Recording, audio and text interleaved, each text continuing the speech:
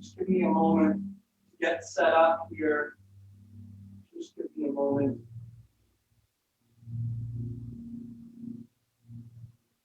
I'm going to do a share screen. I've got a PowerPoint I've prepared for today. Just give me a moment to get everything in order. All right, here we go. I'm going to try to share some new ideas with you today.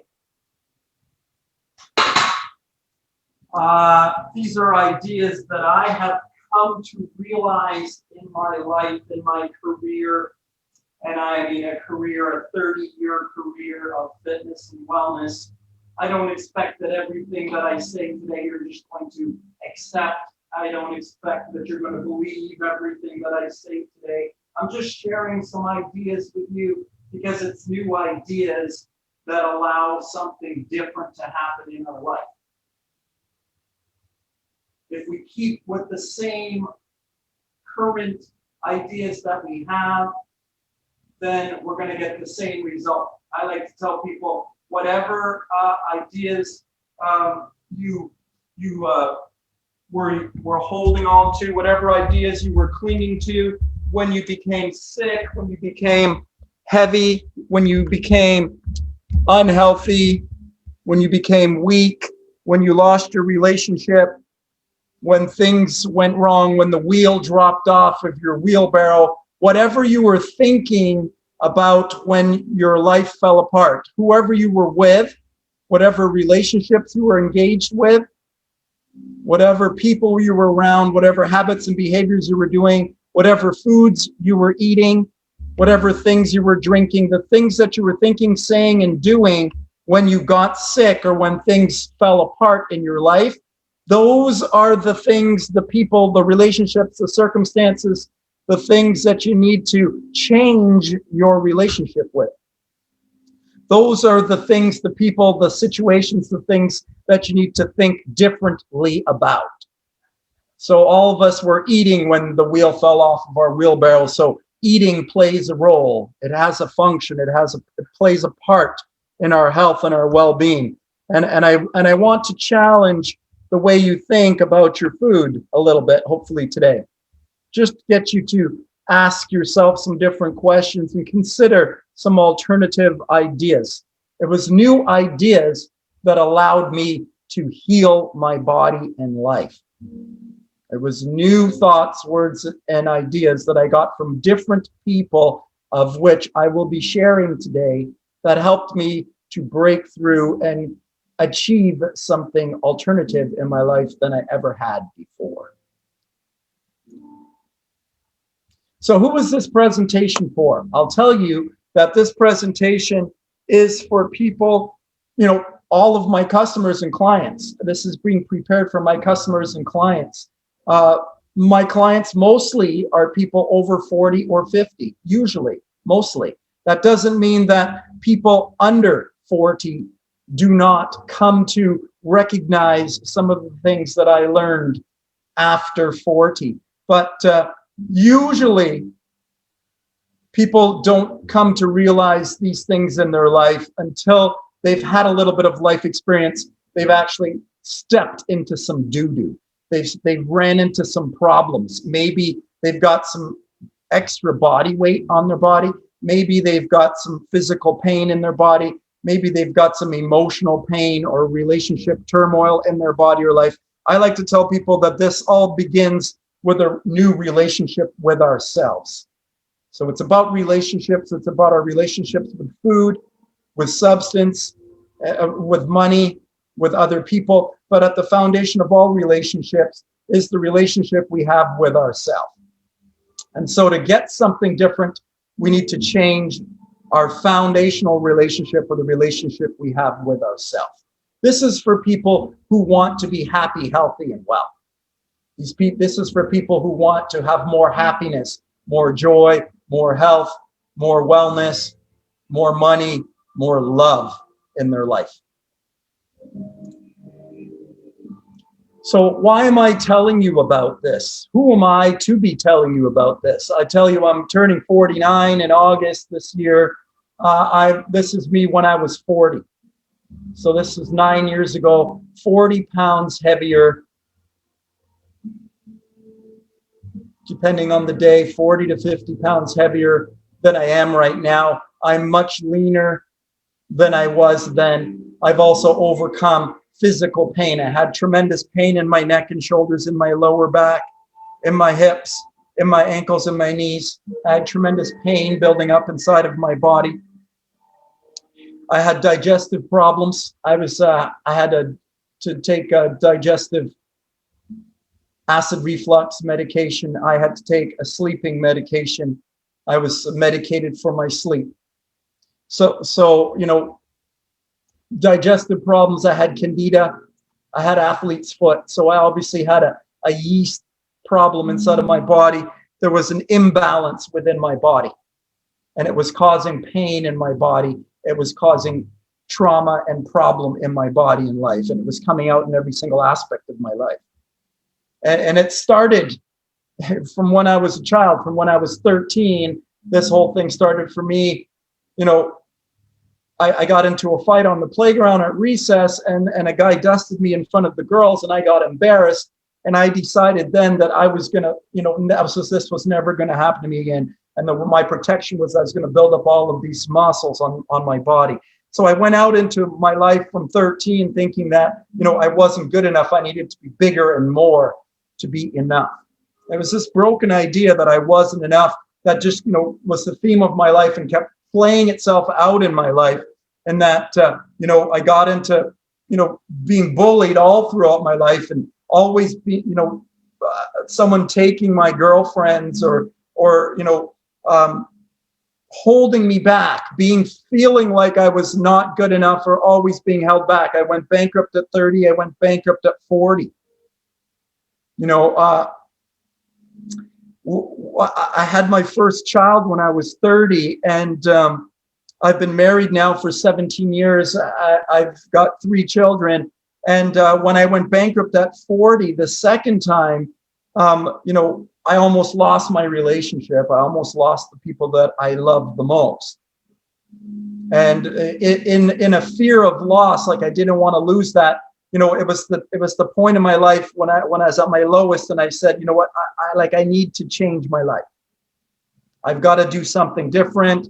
I started calling out for guidance and support, and guidance and support came. First I got the mindset of Anthony Robbins and Abraham Hicks. I got a new mindset. For the first few years, it was very, very much mindset focused. And then I started exploring, the spirituality. I've always been a spiritual man. I reignited my flame to Jesus, and I studied the Buddha. I studied, I looked at all sorts of religions, and I started to see the connection to the Western thought, the success thought, the thought of powerful speakers like Robbins and Chopra and Eckhart Tolle and Wayne Dyer, Earl Grey. These are inspirational Western thought thinkers, success thinkers, and integrating it with even Eastern Buddhist understanding. So spirituality and success were what started this whole thing for me, that helped me to change my mind and helped me to build a meditation practice and come into breath work and understand the importance of this in my life. And this is where I learned how to integrate my inner energy into my life. It was a change of thoughts, it was a change of words, and it was a new practice of mindset and behavior. It was a change of foods that allowed me to heal my body and life. When the wheels dropped off my body and life, when I hit 40 and everything was falling apart and I thought I was going to lose the people that I loved the most, I recognized I needed to change, and I called out for change, and I found some new information.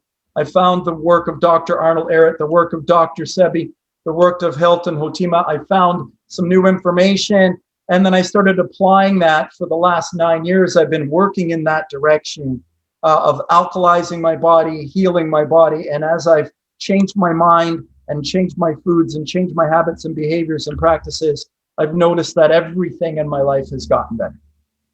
Every single aspect of me and my life has gotten better. And so now here I am, getting on the call today to donate my time today to really collect my ideas for myself and for those that love me and want to learn and grow from me. This will be something that I'll share in my 6 Weeks to Success program.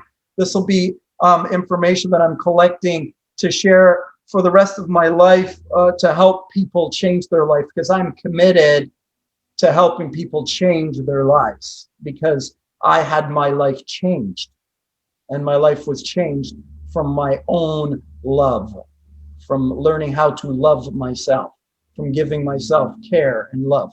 This is how I learned how to do it. And so now I am teaching people how to do that. I hopefully will inspire you with some new ideas today. So I want to start at the beginning of my nutrition talk by talking about the cellular structure.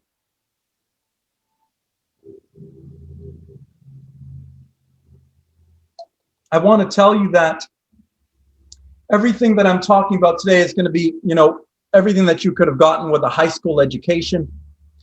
With your basic grade 11 and 12 science, you can understand everything that I'm going to be talking about today, and I won't go beyond that.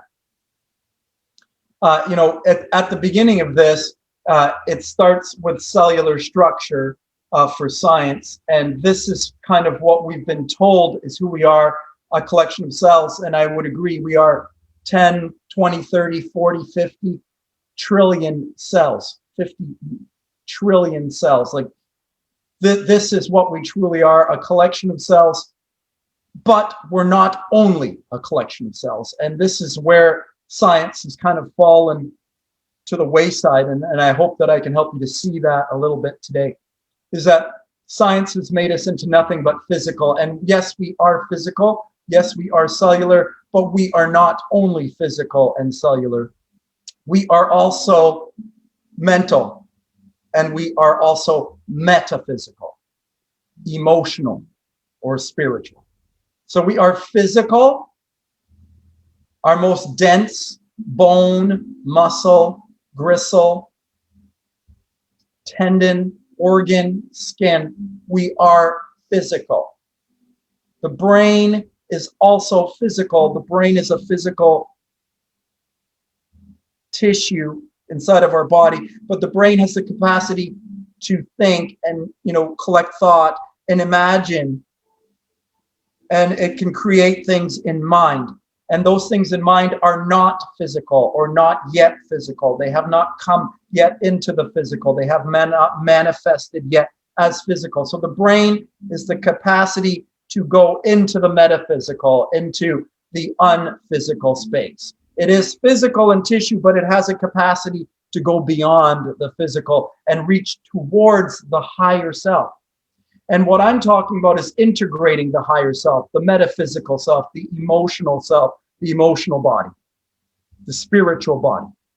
It's integration of this higher self into the physical self that makes us superhuman, that intensifies our power and our ability to do things. It's the integration of the higher self that really does this. And the cellular structure alone doesn't allow for the understanding of the higher self. So I just want you to understand that I'm talking about the human being, the electromagnetic human being, the being of light and of material, the light of our Father, Son, and the magnetic polar energy of the Earth Mother. The electromagnetic being, the magnetic energy of Mother Earth, the material of Mother Earth, and the light of Father, Son. We are the being, the electromagnetic being, not just a collection of cells. So the basic startup science is, we are this cell that has this cellular wall that has this cytoplasm, has the mitochondria in here, the nucleus of the cell. Inside the nucleus is the DNA, the perfect replica DNA for every single cell in our body is inside the nucleus of every single cell. So our perfection is within the nucleus of every single cell. The mitochondria is the energy working center of the cell, where energy is created in the cell. So we are taught in grade 11 science, the plasma, the membrane, the cytoplasm, all of these organelles and elements within the cell are made up of proteins, amino acids, the building blocks of protein. The cellular walls are made of lipids, of fats. Fats and proteins construct the structure of the cell. And this is in the cellular structure where we came to the foundations of our nutrition. We are of protein and fat, therefore we must eat protein and fat. The keto diet has been born. This is the modern day understanding of nutrition, and this is where it comes from, is a looking at what we are and then assuming that that must be what we eat. So here it is, a close-up here of cellular walls. You see the membrane protein, you see the phospholipids, the fats, the fatty acids, the cytoplasms. These are all structures, lipoproteins. These are all structures, membranes within the cell, around the cell, securing the cell, and they're made up of proteins and fats. And so we think we need to eat proteins and fats. And so it sort of makes sense. There is some logic to it. It's not all bad, and I'm not trying to say it's all bad. I'm only wanting to point out that it is not all of the story, that there is more to the story than this, that we can find and get more in the story than this. And I hope I can just open your mind up to some alternative possibilities. That's all. Just a little dialogue, a little sharing of ideas. This is how ideas move forward. This is how new things happen. It's through sharing, idea sharing. So moving on from the cell, getting a little bit more complex, a bunch of cells, a bunch of organs, a bunch of tissues. I want you to understand, here's the mouth, right? We ingest our food here down the esophagus into the stomach. The food goes. This is where it's digested, right? In order for the digestion to happen, if we're talking about the keto diet, we're digesting proteins and fats. In order for protein and fat digestion to occur, the body has to create hydrochloric acid inside of the stomach. So work for the body to digest hydrochloric acid inside of the stomach. Work for the pancreas to create insulin to shuttle the nutrition from the keto diet to move it to the cells of the body. The gallbladder needs to create the bile to lubricate and allow the fats and the proteins to move through the body. So many organs, the liver has to help the body to process the food, cook and process the food, deal with the cooked and processed foods. The liver helps us to detoxify the body. The small intestine, the large intestine, digesting, allowing the nutrition to be taken out of the food and circulated into the blood supply, so that nutrition can get into the blood and be circulated throughout the body. The blood is going to be in contact with the intestines, so the blood can pick up the nutrition from the digestive system that we've eaten, that we've chosen to believe is right, which we've been taught in our minds. We make the habits and the decisions to put the food into our mouth. These are the organs that are involved with the digestive process. The digestive process takes up 50% of our energy. It's very energy consumptive. It uses more energy than anything else. This is just the facts of digestion. It takes up a lot of organs and a lot of our energy. If we could take a little bit of time from digestion. This is the benefit of the fast, the intermittent fasting. Taking a break from digestion allows more energy to be freed up and allowed to be able to move towards other things like healing, like loving, like creating, like thinking, like doing other things other than digesting. Here's the circulatory system. I think it's also very important for you to understand grade 11 science as well. We're talking, here's the heart. It pumps blood to the lungs. The blood comes to the lungs where it picks up oxygen. It's oxygenated, and then it comes back to the heart. And it comes back to the heart. It's pumped out from the heart again. It's pumped out to the digestion to get nutrition put into the blood. And then it's pumped around through the whole body. So that nutrition and that oxygen can be given to the cells of the body. Now, all of the cells of the body sit in a web of capillaries, arteries, and capillaries. These are very, very small blood vessels where the nutrition and the oxygen that's in the blood can then be shared to the cells in the capillary beds. So the cells sit inside of the capillary beds. And this is what we learn in grade 11 and grade 12 science. And it's what we learn in all through university. This is the same science that we learn all the way through. It just goes more deeply in depth into this very simple science.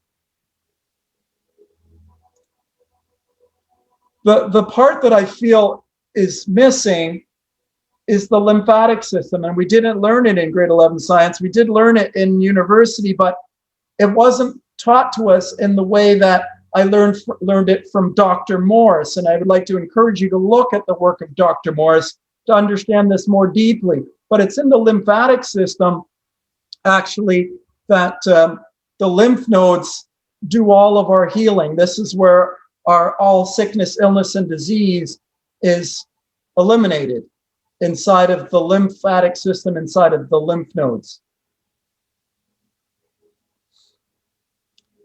The lymphatic system is another series of vessels, just like the capillaries and the veins, which you can see here. And this is the capillary beds where the cells will get their nourishment from food and from air.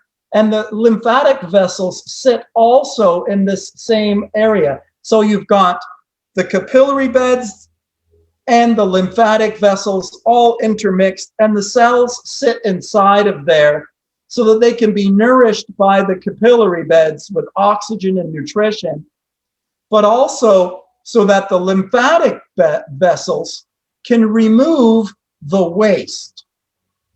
And this is an idea that isn't taught to us. That the lymphatic system is the vessels that are responsible for removing cellular waste.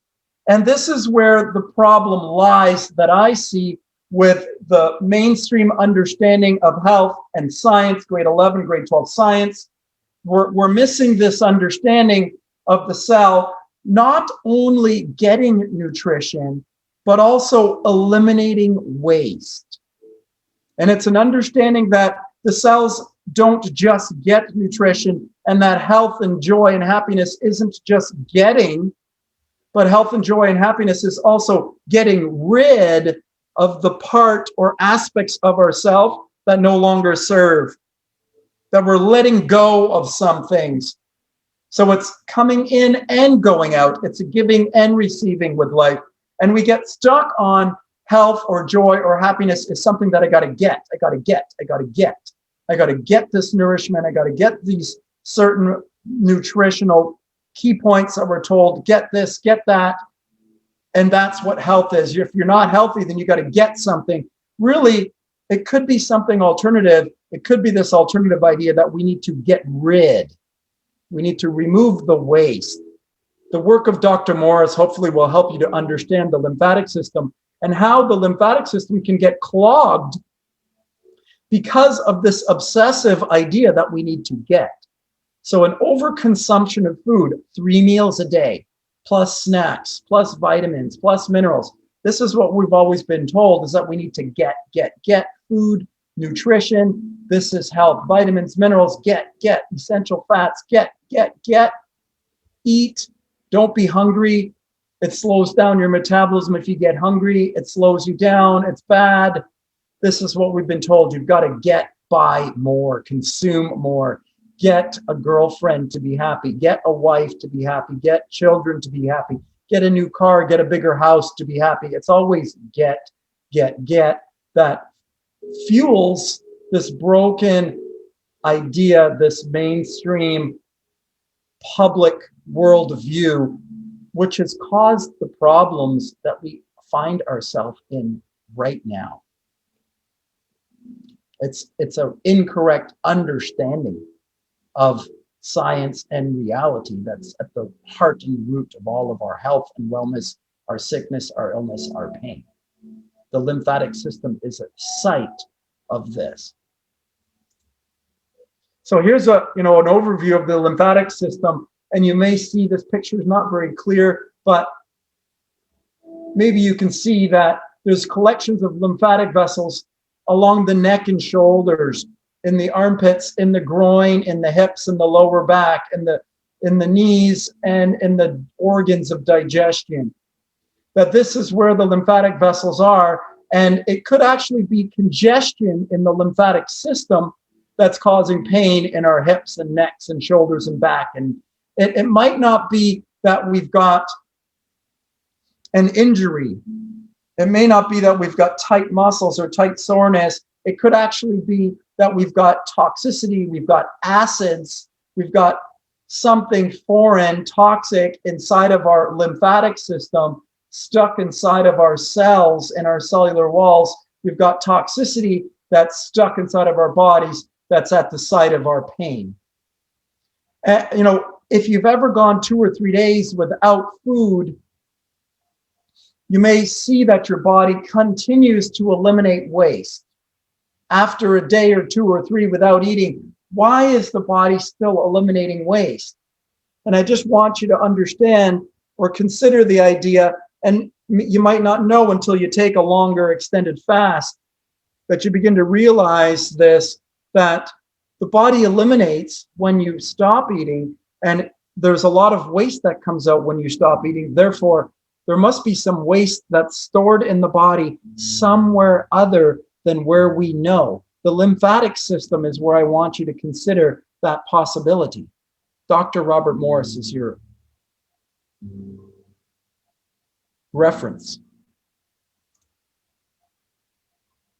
So just before I get started with my new deep dive nutrition talk today, I just want to talk to you about, my overview is, I think that health and wellness is something that we control completely ourselves. This is what I believe, and this is what I teach to my family, my friends, my clients, my customers, and anyone that wants to listen. This is why I do what I do, because I've discovered that my health and my wellness was something that I had to control for myself, and that I had to stop and tune out what was going on around me in order for that to happen. I realized that my health was actually 3 things. It was my exercise, and I really needed to challenge the exercise that I had been taught. It's not the exercise that we've been told. It's not the ideas we've been sold about exercise that are going to make us healthy and well. It's not ripping the body apart. It's about tuning in to the body. It's about tuning into the self. And the movement gets the body breathing, and this is the key to the movement. To focus on the breath is to reference your own inner self, to come into your own consciousness. This is spending time with yourself. This is self-love. This is self-care. This is personal empowerment. This is a movement and breath work practice. This is a change of exercise, a change of thinking about exercise in a different way. It's a change of thinking about food in a different way. It's about nourishing myself in a different way. It's about nourishing myself with energetic foods, rather with the energy of foods, with the angstroms of foods, rather than with the calories rather than the macros. We're going to talk about this today. We're talking about the energy because we are energy beings more than anything else. This is about a change of mindset. It's a change of mindset about nutrition and a change of mindset about exercise and a bit of change of mindset about myself. And it's about an integration of that new mindset in a daily practice, a mindset practice, a consciousness practice, a meditation practice, a mindfulness practice. This is about tuning out what's out there and tuning into what's inside here. This is about getting away from the broken idea, the germ theory that is the rampant understanding of health, and moving into a terrain theory, which is a hidden information, which is hidden knowledge. The terrain theory, look that up. Understand the difference between the germ theory and the terrain theory. Understand that this critical cognitive understanding of science is at the root, at the heart of why we're all stuck inside right now, lining up to get vaccinated to try to find our health and our wellness from a chemical, from a substance, from a drug. There is no solution in chemicals and drugs. The solution is harmony. The solution is balance. The solution is within the self. The solution is breathing and coming to that focus and awareness. Talking about nutrition today, I'm doing a deep dive in nutrition today. I got to start at the beginning here with you. The two aspects of nutrition, the macronutrients and the micronutrients.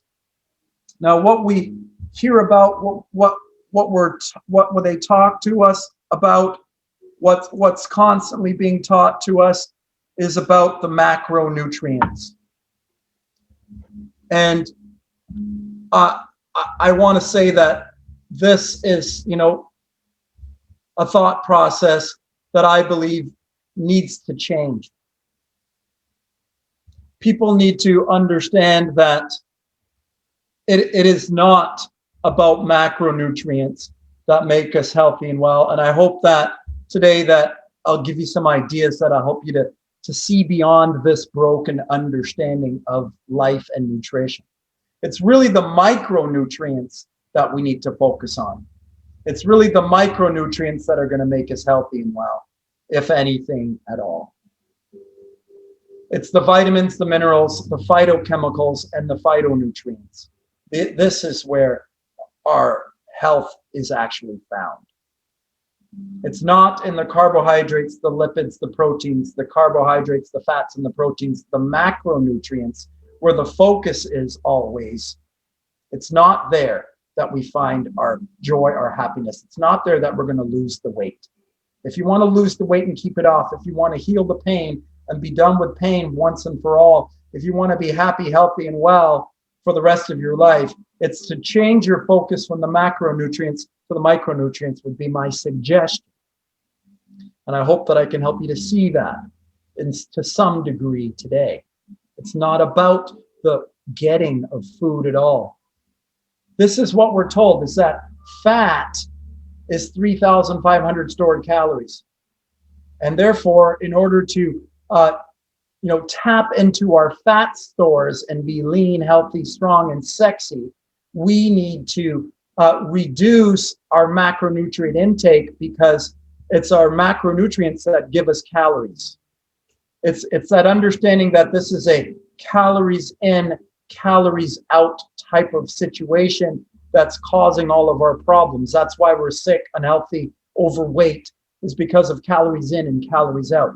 It's because there's 4 calories for protein, there's 4 calories for carbs, and there's 4 calories for every gram of fat that we consume, that our calories add up and we overconsume our calories, and then the body stores it as fat. Now, while there is some truth to that, our body definitely stores fat, and definitely overconsumption does that, and we definitely need to consume less. I would definitely agree with that. We definitely need to consume less. But this idea that we need to consume a certain amount of protein, a certain amount of carbs, and a certain amount of fat is way, way gone and way wrong, or only just part of the equation. It's not really about getting this stuff as much as it is about getting it out. It's about the elimination of waste. This is the idea that I think we need to understand. This is the micronutrients that I want to draw attention to here. The micronutrients are in the soil. And this is a plant root that's, receiving the elements of the soil. It's getting the elements, of the periodic table. There are, I'm not sure, 168, 178 elements, grade 12 science, I forget. There's 178 maybe elements that exist underneath the sun, like everything in the universe that's been collected, scraped on, collected, cellularly collected, materially collected. Everything's been collected and categorized and broken down into its individual molecular atomic bits. And there are elements, and there's 178 of them. And everything here under the sun is made from these 178 elements. And these elements make up our structure. And these are the micronutrients, and they're in the soil, they're in the ground, and the plants pull them up when they nourish themselves from the soil, from the water in the soil. The plants pull up these elements and are made of these elements, and we eat the plants, and that's how we get the chemistry and the elements and the building blocks from the earth mother. We take the magnetic energy of the earth and we put it into ourselves to nourish ourselves and create our structure. We are what we eat. This is the idea. This is what we think. This is our understanding of reality. But we're told it's the macronutrients. Really, I would lend you to believe that it is the magnetism and the micronutrients that we need. So it's actually to get the food out, to be empty and allow the micronutrients within and the breath and the stillness within is what I would rather suggest. Now, I put this one up to let you know that, I've been doing this for 30 years, and, I've been a competitive bodybuilder since 13. I was bodybuilding. I've been at this exercise for 35, 36, 37 years more. And over that time, I've been so focused on nutrition and what to learn and what to do and what to teach and what to do for myself. And I've witnessed that in the 90s, when I was a competitive bodybuilder, an international bodybuilder in the Mr. Universe competition, winning Mr. North America 1996, that what we were taught and what we were sharing, what we were telling people was low-fat nutrition. And that the current low-carb focus, the high-protein focus, the keto focus, didn't come about until after 2000. That these are still ideas that are only 20 years old.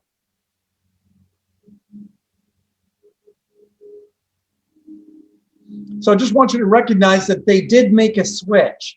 It used to be a low-fat focus and teaching, and that switched to the high-fat protein focus, which is now the trend that everybody is thinking, saying, and teaching and doing. The doctors are telling you to do the keto diet.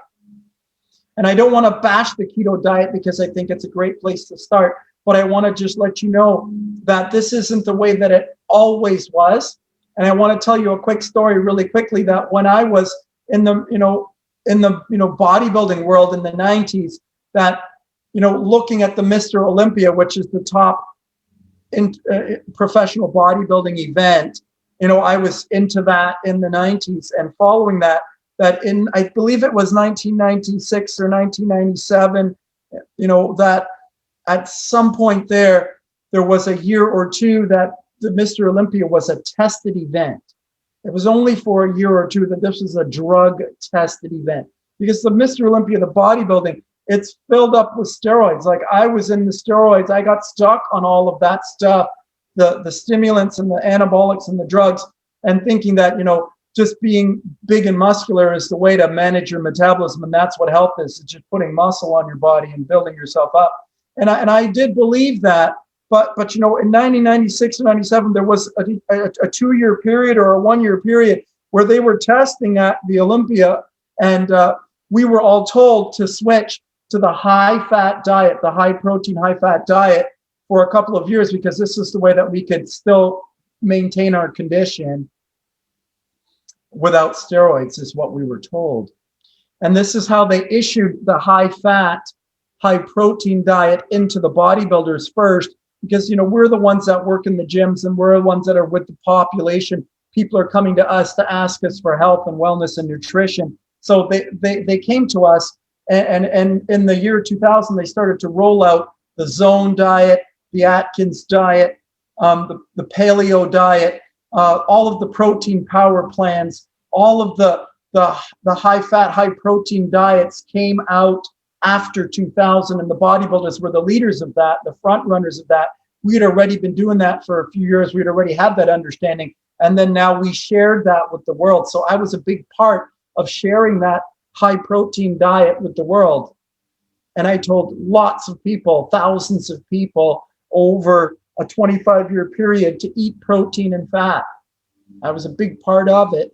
And that's a big part of why I'm, a big part of now trying to share information that's not about that, alternative information. So, moving into the nutrition here, I want to talk about carbohydrates. It's at the start of nutrition. It should be the foundation. Carbohydrates, we are carbon beings. Everything that's alive here is carbon rich. The trees are carbon rich. If you burn the wood, you see what happens when you burn carbon. You get that ash soot waste. When you burn carbs, if we're eating carbs, we're burning carbs, it puts a carb soot waste in the body. There is an effect when we burn carbs as fuel. We are carbon-based beings. We burn carbs for fuel, carbon for fuel, and the waste is a soot waste, and that soot waste needs to be removed from the body. That becomes toxic over time. That's detoxification. That's another story, but I'm going to start with carbohydrates, and I'm going to start with this image because this image is something that I collected. I just put this presentation together on Friday night, and I was looking for some images for simple carbohydrates and complex carbohydrates, and this was the top image that I could find for simple and complex carbohydrates. And I want to challenge this, and I want to say, look at this. Like, what this image says to me is simple carbohydrates are bad and complex carbohydrates are good. And it shows the vegetable good and the white bread bad. And I want you to understand that this is the illusion that is kind of blocking you from seeing the truth, that simple carbohydrates are bad and complex carbohydrates are good, that we've been sold on this idea that we need to eat the complex, that the complex is better. It's been taught to us from grade 2. We've been told this idea to eat the complex carbs. We've been told to eat the starch over the sugars. The sugars are bad. Eat the starch, it's better. It's a chain of glucose molecules, it's better. Eat the protein, it's better. It's a chain. Eat the fats, it's essential fats. It's a chain of fats. It's better. It's always to eat the bigger molecule, and then we have to digest it. This is the idea that we've been sold, always to eat the bigger molecule. This is the idea that we have been sold. Now, I want you to understand when I bring up this image, is I want you to see that, there are different types of carbohydrates. See that there are a number of different types of sugars. See that they're not all the same. See that there are some sugars that are single molecules, glucose, galactose, fructose, single molecule sugars. These are the simple sugars, simple carbohydrates. And the idea, that image on the picture before, sort of makes them out to be kind of seemingly bad. The white bread are simple carbohydrates. So glucose is a simple carbohydrate. So is galactose and fructose. Fructose is a simple carbohydrate that comes from sugar. Galactose is a simple carbohydrate that comes from milk. And glucose is a simple carbohydrate that comes from white bread. It's also the simple carbohydrate that comes from broccoli. So I want you to understand that image that came up before where the broccoli was good, it digests down to glucose, and the white bread, it digests down to glucose. All vegetables, when digested, vegetable sugar is glucose, fruit sugar is fructose, milk sugar is galactose. The simple forms of these are the simple sugars, which on the image before seemingly is bad. I want you to challenge that idea. Look at the second molecule here. These are two molecules together. Sucrose, two molecules together. Maltose, two molecules together. Lactose, two sugars in milk together. So we've got disaccharides, carbohydrates that are two molecules bound together, disaccharides. And then polysaccharides, more complex carbohydrates. Starch is a polysaccharide, a multiple chain molecule, multiple chains of glucose, galactose, fructose coming together to make sucrose and maltose and lactose, and then coming together to make starches, to make chains of molecules. And this is how we've been encouraged to eat the chain because it has more energy in it. I learned it in university. The chain, the complex, the starch, contains more energy. If I have more glucose molecules in a row, there's more energy there. So it seems to be logically that there's more energy there. We should eat more of the vegetables, the starch, and watch the sugars. It sort of makes sense. Stay away from the fruits then. They're sugars, right? So the idea goes, and this is how the idea has been hidden, that we need to eat, stay away from sugars, stay away from fruit. And then if you look at diabetes is on the rise, more and more people getting diabetes, and the solution is to take insulin to take the glucose back down and bring the glucose back under management. But understand that fructose is the fruit sugar, and fructose, what I would like you to consider is the fructose is actually the ideal fuel for the body. We've been told glucose is the ideal fuel for the body. We've been told that we need to ingest vegetables and proteins because we need that glucose, because that glucose is going to go into the blood sugar, and because glucose in vegetables is very low glycemic, and it's going to not have a great big insulin response. So we're told to eat the vegetables because it won't raise the blood sugar too high. But when we do, it raises the glucose, and then insulin brings that glucose back into check. But when we have diabetes, our pancreas isn't creating glucose, isn't creating insulin, so we have to take insulin so that we can control our glucose. And whenever we take a blood sugar high meal, a vegetable meal, or a starch meal, or a sugar meal, we have to take insulin to bring that glucose back into check. This is what happens to the diabetic.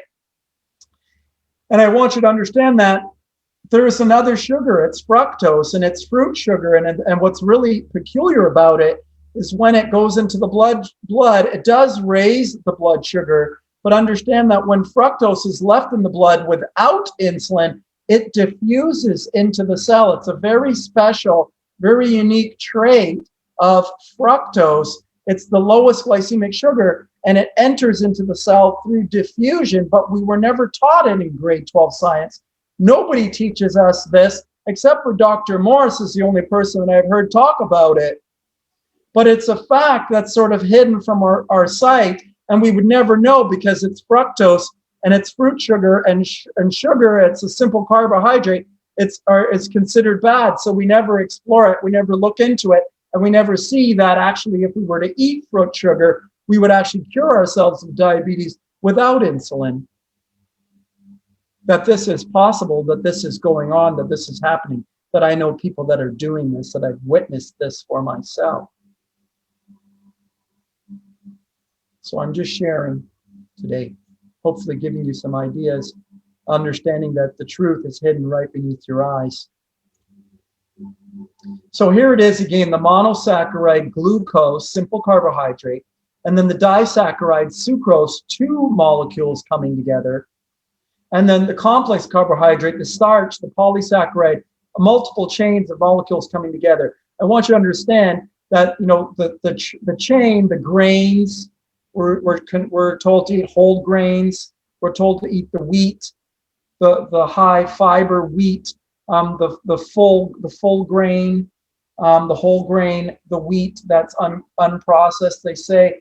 But grain cannot be unprocessed. The wheat in the field is natural. When it's picked and dried, it's pounded. That's a process, a pounding process, and then it's baked into a bread. It's cooked, it's processed, and in the cooking process, it's denatured, and the bonds are broken. The hydrogen bonds are broken. So cooking alone, that's a process that we want to reduce. But I'm not getting into the cooking process too much today. I'm looking at the molecular structure here, and I'm just challenging you at the molecular level. And I'm saying that we're told to eat these big chains because they have more energy, but understand that in order to digest this big chain of polysaccharide, now my body has to break the chains apart to get the individual glucose molecules. So this is what we're told to eat, the big chains, and then it now has to come into my stomach, and then I have to digest it with the acids inside of my stomach and all of the organs that are involved with the digestive process, and all of the intestines and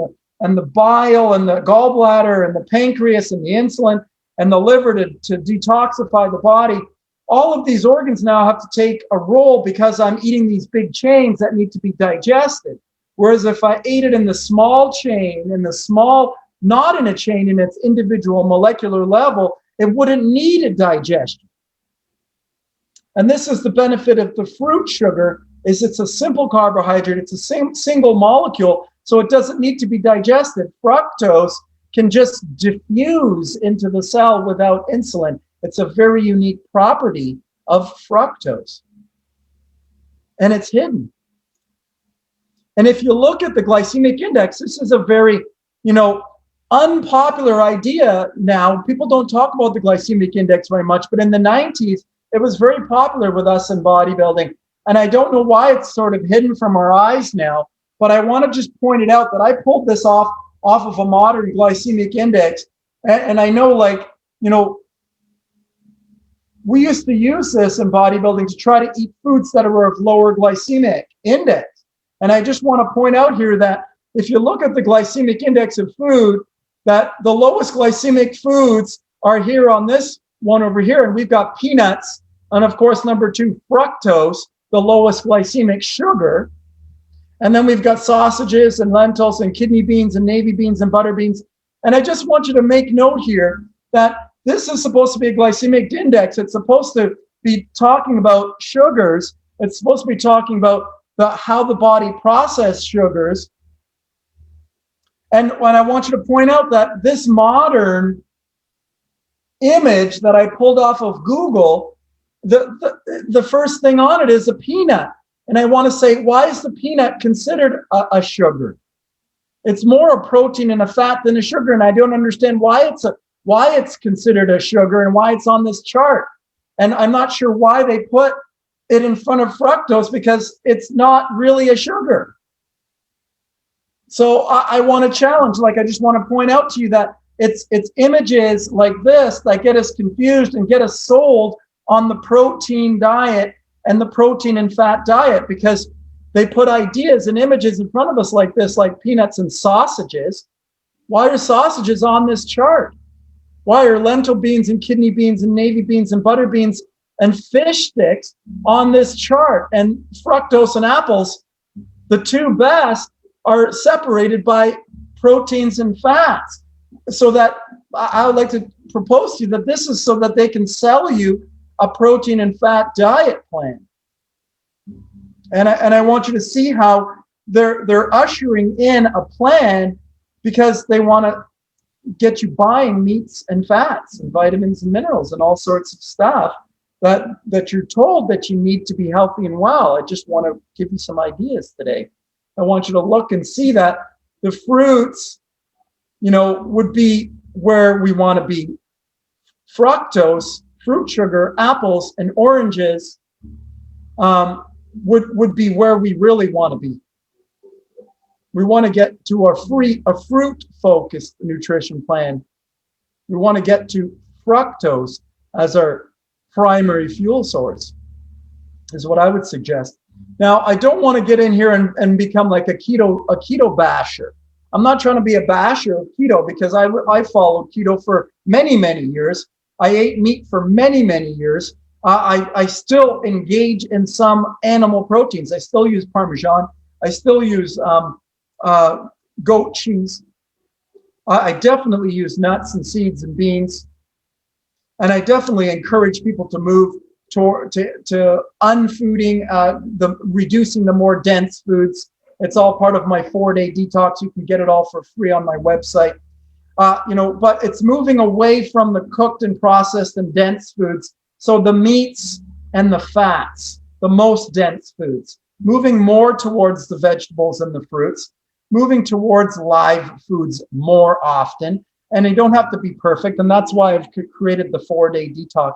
But it's to move away from the ketogenic diet when we want to go further. The ketogenic diet is an awesome start. If you've been eating pizza and burgers and chips and cooked and processed foods and drinking wine and coffee and cookies and cakes, well, the ketogenic diet is a great start.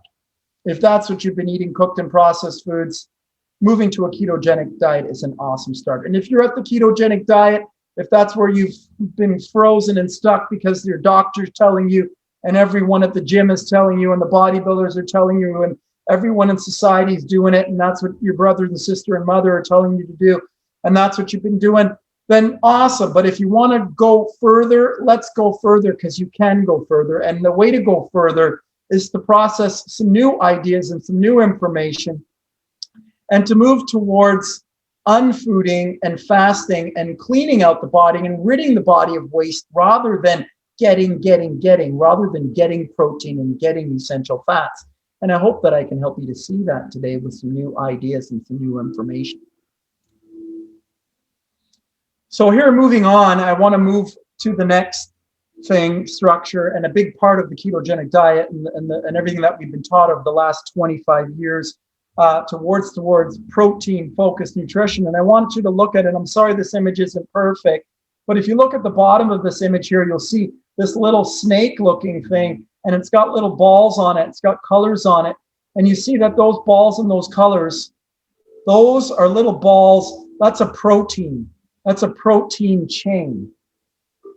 And the protein chain, I want you to see those different colors and different balls. The protein chain is made up of amino acids. So if you look at this protein chain here, that this is a blow up here of the protein chain. You see this little blow up here. This is a blow up of the protein chain. Here's the 4 balls. Here's the 4 balls here of the protein chain. These are amino acid balls. And each amino acid has an amino acid ball and 2 parts to it.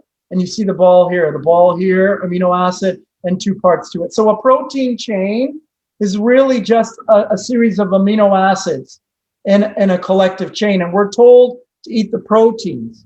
And I want you to understand, and I want you to challenge that idea today, because this is what we're told. We're told to eat the complex chain, the glucose chain, the carbohydrates, the starch. We're also told to eat the complex chain here. We're told to eat the protein. But understand that the protein is made up of its building blocks, amino acids, and understand that inside of the body, inside of the stomach, the body's going to have to create hydrochloric acid in order for the body to digest this protein and break it up into its individual amino acid bits. Understand that because we're eating the protein, it's that my body's going to have to break that protein apart to get it into its individual amino acid bits, where I could just eat the amino acid in the fruits, in the vegetables. And then I would get the amino acid and I could bypass having to break it apart and having to create hydrochloric acid, having to create bile. So by taking a break from consuming the meat and getting it from the fruits and vegetables, I could bypass all of the work and the digestion and effort that's being done with a lot of organs and a lot of effort and energy that's going towards digestion. I could divert that energy towards healing the body. I could divert that energy towards loving myself and loving the other people in my life. I could change my focus and attention, and rather having all of my focus and attention roped up in digestion, it could be elsewhere.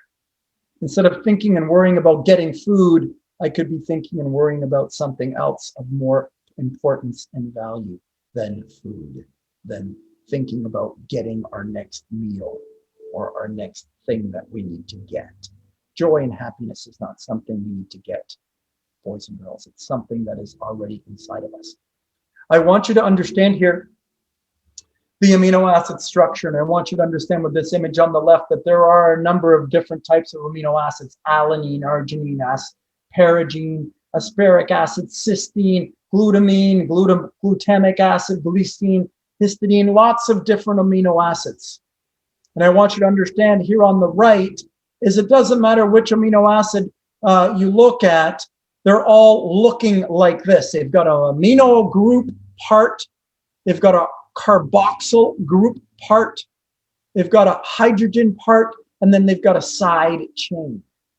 Now the side chain is different depending on which amino acid you are. So if you're leucine or glutamine or alanine, you got a different side chain, but all of the amino acids are made up of this part. This is the structure of an amino acid. And I just want you to, for a second, look at the structure of an amino acid. And I just want you to understand, because we're told that there are essential amino acids. And I know this is an idea that I learned in university. It's an idea that they're teaching all of the nutritionists. It's what the doctors learn. It's what I learned. It's what everyone in nutrition, every naturopath learns it. We all learn it. It's at the foundation, and I want to challenge it. I want you to consider this, that look at the structure of this. Look at the structure of this molecule. It's made up of carbon. You are carbon. Everything that's in the planet that's alive is carbon. So all your fruits and vegetables, carbohydrates, carbon, contain carbon. So you can get your carbon in anything. Your amino acids are made up of carbon. Your amino acids are made up of hydrogen. Your hydrogen is also found in all of your fruits. Your hydrogen is found in water, H2O, hydrogen and oxygen. So your hydrogen is in your water. Your oxygen is in your water. Your oxygen is in every single breath that you take. So your carbon, your oxygen, your hydrogen is in every single breath and every single fruit that you eat. Your hydrogen is in your breath. Your hydrogen. The only thing that's not in my what I've talked about so far is the nitrogen. The only thing that I can't see is the nitrogen, but I'm told that I need to eat protein because I can't make it, or I can't get it, or I can't get the nitrogen. Well, maybe I can't get the nitrogen in the fruits, but maybe there's something else. I'm going to talk about this later, but I just want you to understand it's the nitrogen. Like if you're saying that there's an amino acid, I have to have essential aminos. There's something that I have to get from protein. There's something I got to get. Oh, if I would say the idea would be there's nitrogen, because everything else I can get from fruits and breath and water. So if you want to tell me there's something that I need to get, I can eat fruits and eat fresh, clean water and eat fruits and breathe. And I can make anything else that I need for the structure of my cells. Amino acids and protein and fats. Proteins and fats make up my cells. I need to eat protein and fat to make up my cells, but here's the structure. Here's the molecular structure. Let's talk a little bit about this nitrogen again later. Remember that I've pointed that out. I will bring it back up again. It comes up. It's important. The structure of the amino acid, the cellular structure that we need to eat in order to be well. I want to challenge this protein myth. This is what we've been told. I want to tell you this protein myth, this idea, it's 400 years old. Do the math. Go check it out. Protein was the first nutrient that we found. It was the first thing that we discovered in the microscope. When we put the cell under the microscope, we discovered something there. The first thing that we could see, the first thing that we could measure, the first thing that we named was the protein. And from that, 400 years ago, that broken idea, it became the foundation, the front of nutrition. It came into the front, it came into the foundation of nutrition 400 years ago. And let me tell you, brothers and sisters, nutrition has come far in the last 400 years. Please do not stay with the ideas that are 400 years old. You are not just protein and fat, and that you should just eat protein and fat. And it's a simple idea.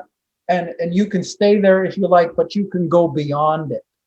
You can grow beyond this. There are many strong, powerful beings on this planet that do not eat meat. And our closest relatives, the primates, do not eat meat. They're much bigger and stronger than we are, and they do not eat meat. So our closest relative is not eating it. Why is this idea? Where do you get your protein from? The first thing that everyone thinks, says, and does. It's an idea that's blocking humanity. It's what I call stinking thinking. It's a broken idea that stops us from being healthy and well. It's broken ideas always that stand in the way, that block us from our optimal experience here. I'm just sharing some new ideas with you today to help you come out of your space. You're not going to embrace everything. I'm just sharing some ideas. Hopefully something sticks, something makes you say, perhaps, aha, maybe. So looking at the amino acid structure, I've already done this. I think I already talked about it. See it again here. Carbon, carbon, oxygen, hydrogen.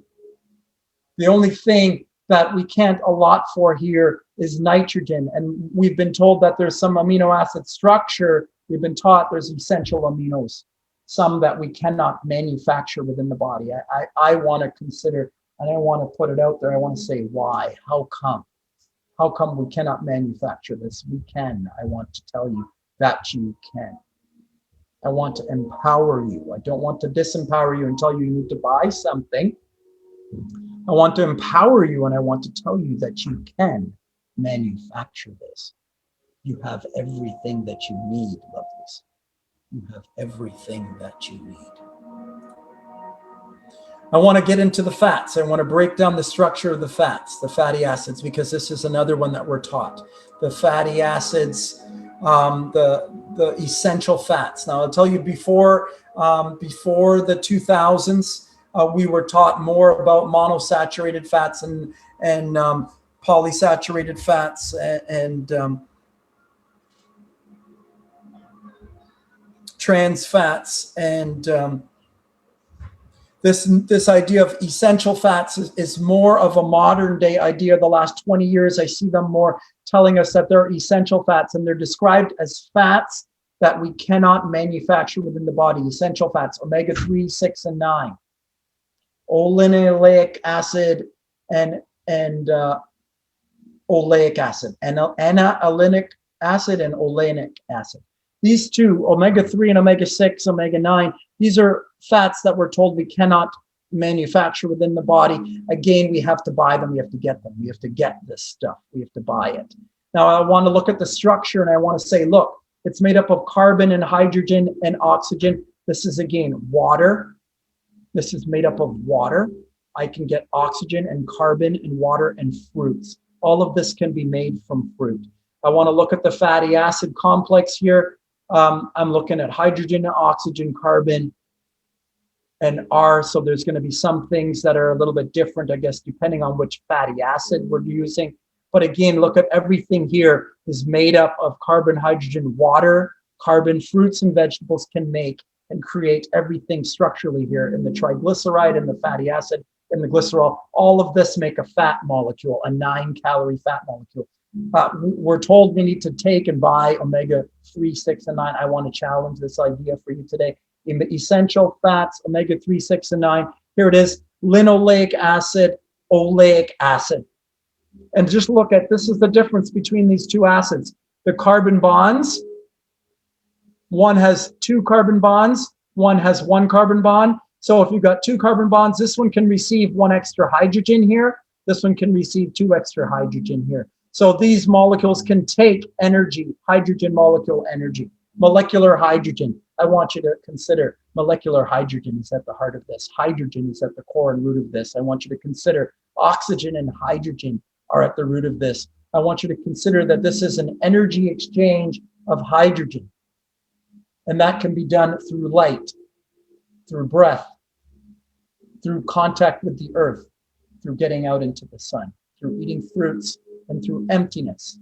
It's not through getting that we need. All of these things can be manufactured within the body. I want you to consider the possibility that you have everything that you need to be healthy. So coming back now to cellular metabolism here, I just want to bring it all whole. I think this is the most complex scientific part here. This is the part where you're actually getting into the Krebs cycle, and you may or may not have learned this in grade 12 science. I know that my daughter is learning this in grade 12 science, the beginnings of this, because it does get extremely complex, and you do get into the complexities of it in university. And obviously, if you go into nutritional science and going deeper into knowledge and understanding, they'll go deeper and deeper and deeper into this stuff. But I want you to understand that it's the simple understanding that I've already given you. That's what you need to be healthy and well. And that going deeper into this is not where we need to go. It's that getting deeper into this just gets us more deeply trapped into our minds and getting stuck. And the simplicity is that inside of the cell, inside of the mitochondria of the cell, the food is being turned into ATP, or cellular energy. The nutrition that was received from the cell within the capillary bed is taken into the cell and used and transmuted into energy, and it takes oxygen in order to do that process, and the waste product is carbon dioxide. And there is some waste, some material waste that have to be eliminated, and they are eliminated from the mitochondria and eliminated from the cell. They go up through the cellular wall, and they've got to go into the lymphatic system, and they cause a blockage in the lymphatic system there if we're eating all of the time, getting 3 meals a day and 2 snacks, getting. If we're eating and processing, and if our health is just getting, just getting more, just putting more in, if we have this mindset that we need to get in order to be healthy, and we need to just move material through, and we don't understand that this material requires oxygen in order to be processed. Cellular metabolism, or cellular energy, requires oxygen and releases carbon dioxide. That truly we are 50 trillion cells breathing, we're taking in oxygen and removing carbon dioxide.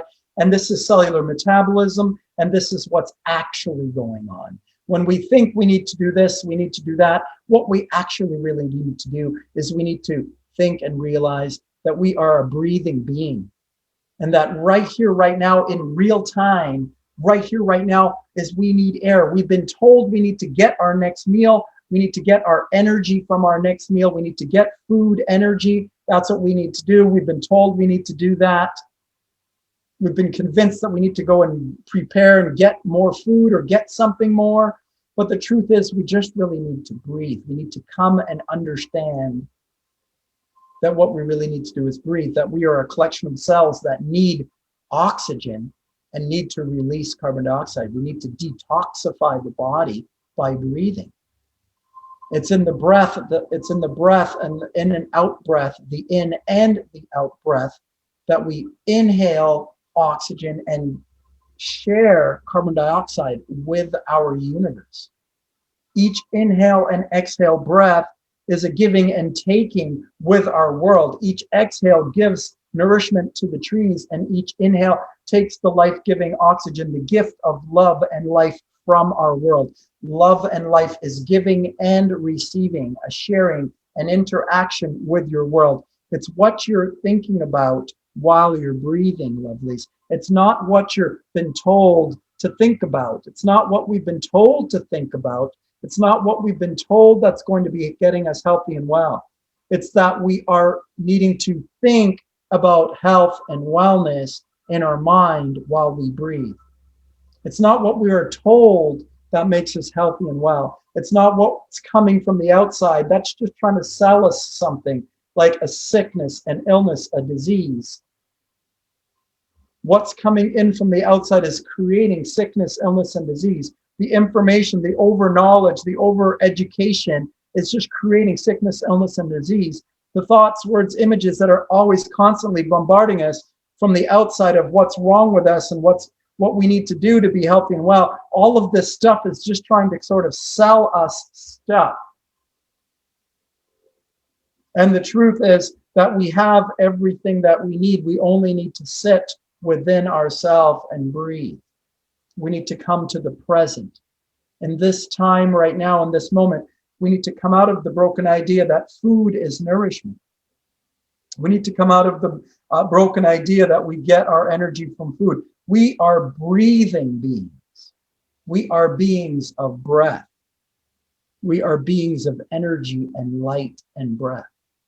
We need to put our feet on the ground and connect to the energy of the earth. We need to get out into the light. We need to get into the energy of the sun. We need to think and speak in the energy of what we choose to create. We need to be conscious of our thoughts and our words. So coming to the close here, coming towards the end of my presentation, the last few minutes, I want to talk about a couple of ideas that I got from a few key people. I've got a few key names up there that I'd like to encourage you to look into the work of these men. These are big influences, along with the Buddha, along with Jesus, along with Anthony Robbins and Abraham Hicks, along with the thought and word leaders, along with spirituality, along with the natural laws, along with the Kabbalah. These scientists gave me some ideas. In particular, I want to talk about two key ideas that really transformed my life. The idea of Dr. Arnold Ehret, which I'm going to pull up in just a second, and I want to talk to you about the idea of Professor Hilton Hotima. It was Professor Hilton Hotima that helped me to understand that I was not the cell. It was Professor Hilton Hotima that helped me to realize that I was the energy coursing through the cell. It was Dr. Arnold Ehret in this passage right here that helped me to realize the formula for vitality, the true formula for health. Vitality equals P minus O. Vitality equals power minus O, obstruction. The formula for life is yet at the time you may call is the formula of death. V stands for vitality. P, or call it X, is the known quantity in this question, is power that drives the human machinery, which keeps you alive. This is from the mucusless diet, which gives you strength and efficiency, endurance as yet as unknown length of time without food. O means the obstruction. Power is what keeps us going without food, whatever that inner power is. We don't know what that inner power is. Whatever that power that is without food. What is minus obstruction? Whatever is blocking that power. Encumbrances, foreign matters, toxemias, mucus. In short, all internal impurities would obstruct the circulation, the function of internal organs. So blockages in the lymphatic system, blockages within the cellular system, blockages within the lungs that obstruct oxygen to come into the body, obstructions to oxygen, obstructions to thought and word. Any ideas that we've got, these are obstructions. Thoughts and words are obstructions, physical obstructions that are inside of the lymphatic system. To remove the obstructions is what is health, not to get nourishment. This is the broken idea that I overcame when I found the work of Dr. Arnold Ehret. It's not to get more nutrition that I needed to be healthy. It was to remove the obstructions, to let go of the thoughts, the words, the ideas that were holding me back, to unfood, to let go of food, to fast, to practice emptiness, to spend time and days in emptiness. It's in the practice of this that we find the truth. It's in the stillness of digestive emptiness that we find stillness and peace, and we find our worth and value inside, our love within the self, when we breathe and spend time with ourselves rather than worrying about getting foods and substances and things. Now, I just want to, I foreshadowed the nitrogen. The nitrogen was the only thing that was missing from the amino acid. Like if we can create nitrogen, if we can get nutrition from protein, Well, I just want you to understand that every breath that we take is actually oxygen and nitrogen. Every inhale we take is oxygen and nitrogen. In fact, most of what we breathe is nitrogen. Basically, what we're breathing in is cellular structure, is in the air. It's like humanity, we're letting go of our skin. As we die, we're put back into the universe. Every breath we take is actually cellular structure mostly. We're actually breathing in cellular structure and oxygen. So the idea that we need to eat protein to get nitrogen, to make amino acids, which are the building blocks of protein, the nitrogen is the only thing missing. Other than that, it's hydrogen, oxygen, which is in the fruits, the vegetables, and the breath. If there's anything that we need, brothers and sisters, it's fruits, it's oxygen, it's breath, it's grounding with the Mother Earth, it's connecting to the earth, it's the minerals perhaps in the earth, it's the water, it's the clean water running through the body, it's clean water running through the body, hydrogen-rich water, structured water, water that's been structured by the light of the sun. Distilled water, put it into the light of the sun. Use your own distilled waters, the waters that are within us, the waters that are within something that's alive, contain hydrogen. Fruits and vegetable waters, the fruits and vegetables, the fluids that are in the fruits and vegetables, these waters are hydrogen rich. We need hydrogen, we need nitrogen, we need oxygen, we need breath, we need contact with the earth, we need light, we need the photons of light, we need the energy, the electric energy of Father, Son, and the magnetic energy of Mother Earth, the material, the micronutrients of Mother Earth. We need earth and sun, we need light and earth, we need breath, we need focus, we need attention. We need to bring our focus to ourselves. We need to ask ourselves who and what we really are. I want to bring it back to the beginning, and I want to say, we've been taught that we are these cells. We are a collection of cells. And to some degree, physically this is true. We are a collection of cells. We're 50 trillion cells. But understand that we are cells, and we're not only cells, like what Hilton Hotema said. If we were only cells, then, when we died, then, we would still be here because the cellular structure is still here, and somehow we've left after death. So we are not the cellular structure. We are the energy.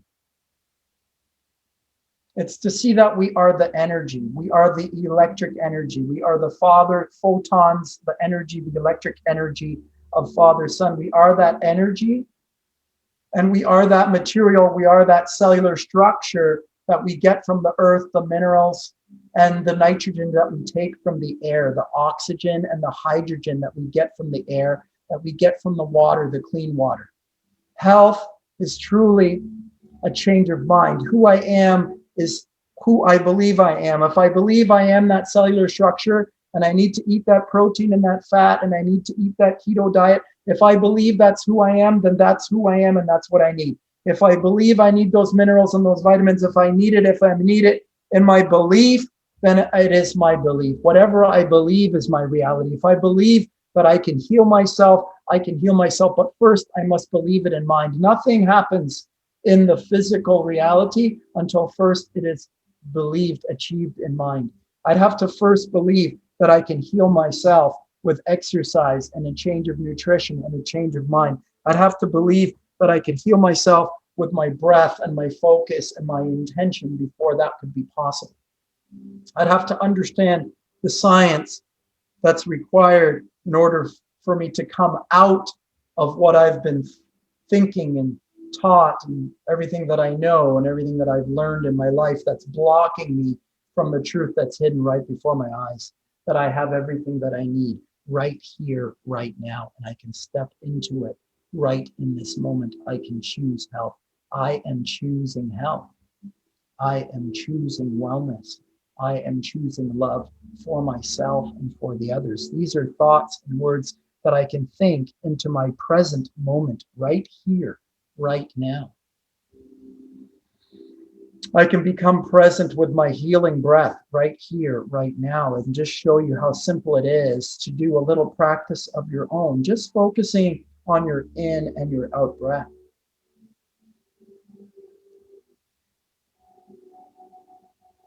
Just taking an inner focus, a focus on your inhale and your exhale, taking in oxygen, giving out carbon dioxide, integrating, interacting with your universe, giving and receiving love from and with your world. Inhale and exhale. Try 5 full inhales and exhales there. Trying not to be distracted by thought. Watch your breath only. Stay within yourself and your own focus.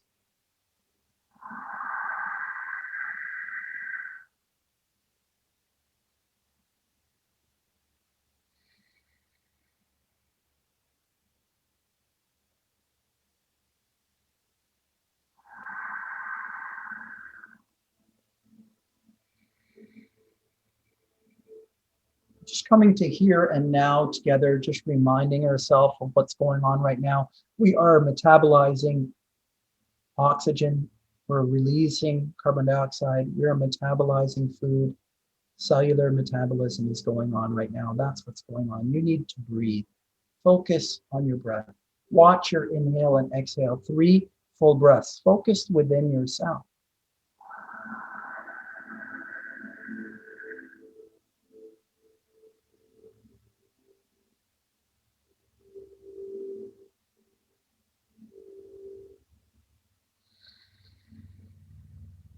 That's just a focus practice. And as you practice focusing that way, you'll become better at it. It's a practice that you can improve to learn how to go within yourself. Practice for 3 breaths, just watching your in and out breath.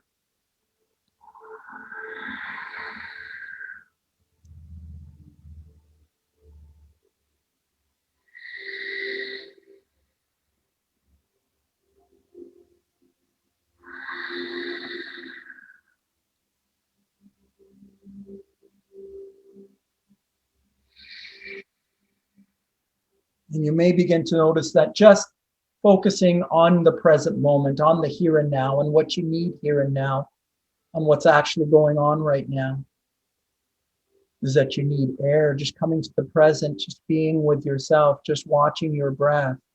You may notice that when you do that, that you actually feel something different. You feel a peace and ease happening within you, the hydrogen and oxygen interacting within you, the carbon dioxide coming out of you, your body detoxifying. Just feel it, the peace and the ease that happens from watching your breath alone.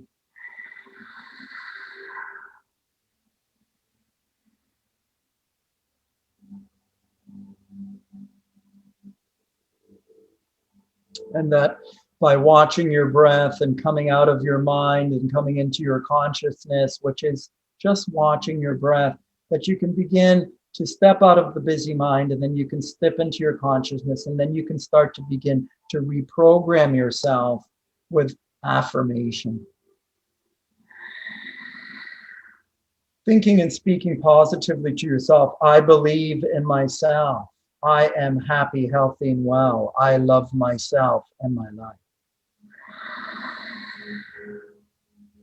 Inhale and exhale fully, with those thoughts being entertained in your masculine mind, imagining those things into your reality, holding them in your mind.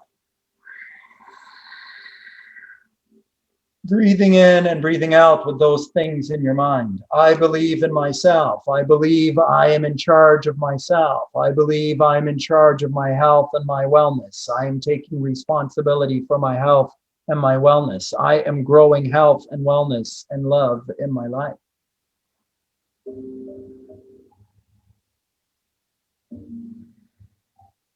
Inhale and exhale with those thoughts and words in mind. I am healthy, rich, and well. I am rich beyond belief. I am abundant.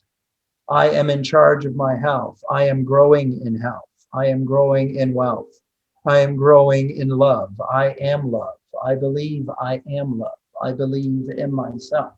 I believe in the value within me. I believe in my worthiness. I am worthy. I believe in my value. I believe in myself. I love myself. I love myself. I love you. I love you. I love you. Thinking and speaking positively to yourself while you breathe. You can think and speak positively, loving things to yourself. You can learn how to love yourself. You can learn how to give love to yourself. It's a practice. It's a thought and word and focus practice. It's something you can develop. You can learn how to heal yourself. You can learn how to nurture yourself. And just finishing off for today, I'll let you know that you can get started for free on my website, highendfitness.com, HIEND fitness, FITNESS.com. Recognize how I spell high end fitness. Highendfitness.com. Get my free 10-day process on my website. It includes my 4-day detox. It includes my ebook, how to pull all of this together. It includes my meal plans. It includes my video workouts, how to get fit and healthy on your own.